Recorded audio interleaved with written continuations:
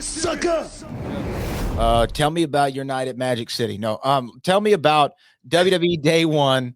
Brock Lesnar, Roman Reigns, probably the biggest story going on in WWE right now. There was Paul Heyman. Whose side is he on? Brock comes back. He and Roman have had all their history. There are 2 WrestleMania matches. It looks like they're going in for their 3rd one. We're in WrestleMania season. And then Roman goes out with COVID-19. Again, prayers up for him. I think that he's doing okay. I haven't heard anything to the contrary. Again, he's had 2 bouts with leukemia, so we just hope that he's staying healthy and safe. But he goes out. They announce it like an hour before the show, or maybe 2 hours before the show.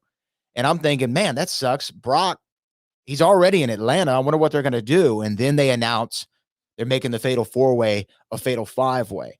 And I actually didn't get to watch live. I went back and watched, spoiler free. But when I saw that Brock was added to the match, I was like, oh, so Brock's going to be a WWE champion tonight. Like, it's the only thing that made sense to me. And I'll tell you why in a second. But anyway, Brock is the new WWE champion. He beats Big E, Kevin Owens, Bobby Lashley, and Seth Rollins in order to do that. What did you think about everything that went down at Day One in that main event? No, Day One pay-per-view actually, not even pay-per-view, premiere event. Yeah, premier event booker. Come on, man. I thought you were professional. I just corrected myself, didn't I? It's a premier event, damn it. I just corrected myself. Okay. I thought it was a great show. I thought they knocked it out of the park from the beginning to the end. I thought what happened, in the kickoff show match was unfortunate. Rich Holland, broken nose. And I saw it, man. As soon as it happened, man, I go, ow! And then literally nobody else saw it. None of the guys at the table. And I go, God, do y'all see all that blood in the ring? And they go, what blood? I go, look at the ring. I say, man, it's blood all over the place. And then all of a sudden, they came back with the news. Rich Holland had a broken nose, and they took him out of there. Sheamus did a hell of a job. I thought, I thought things could have been a little bit different. Could have been a little bit different in that match right there. But the premier event was pretty good. I thought the matches were exciting. I thought everybody went out there and did their job. The main event, there again, a lot of people woke up this morning, ticked off because Big E didn't win. It's a thing going around right now. Big E deserves better. and when I see that kind of stuff right there, and I go, man, come on, man. This is an opportunity for Big E, more importantly than anything, because he lost it. Of course, he can win it again. That's what was cool about me. I lost it many times, and now I can go out and say, man, I'm the 6-time world champ. One of those losses was to Vince Russo, if I recall.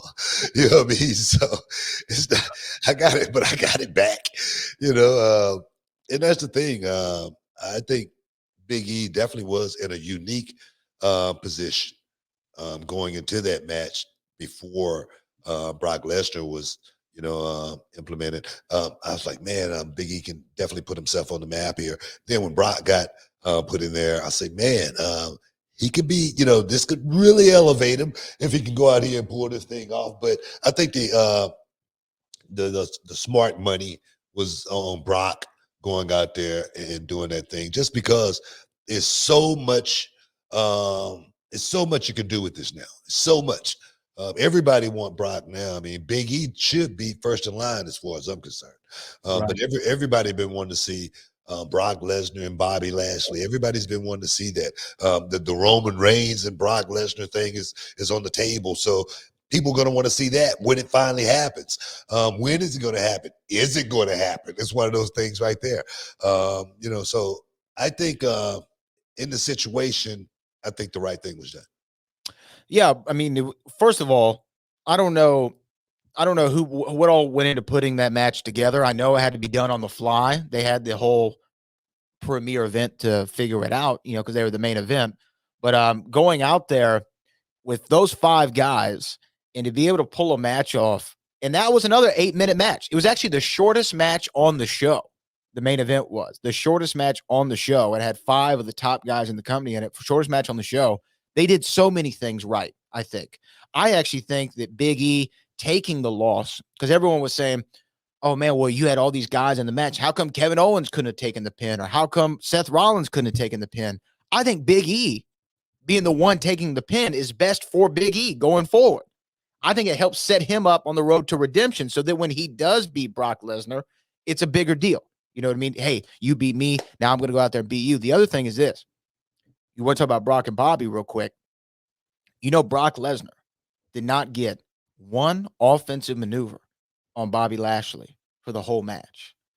That's great storytelling. It's good booking. That's great booking. Bobby spears him through the barricade and has him, selling his behind off in the hurt lock, right? Brock did not get one move on him. I love this match. I thought it was great. And I love the result. Nah, man. I thought everybody won in that match, even though Big E lost. And then again, it's an emotional thing, because Big E lost. He just got it. Why does Big E got to lose? But for me, I just never look at it that way. It's about the show. It's about going out there and entertaining. It's about giving the fans those moments to where they are uncomfortable and feel there again, can wake up this morning and have some emotion for Big E actually losing and really feel for Big E actually losing opposed to it with just another match.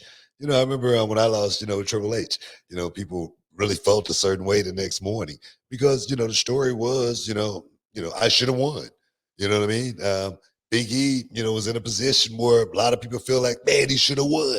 You know what I mean? And but there again, he has the chance to come back and redeem himself. The next morning after you and Triple H, how about the next 2 decades? People still feel a type of way about it.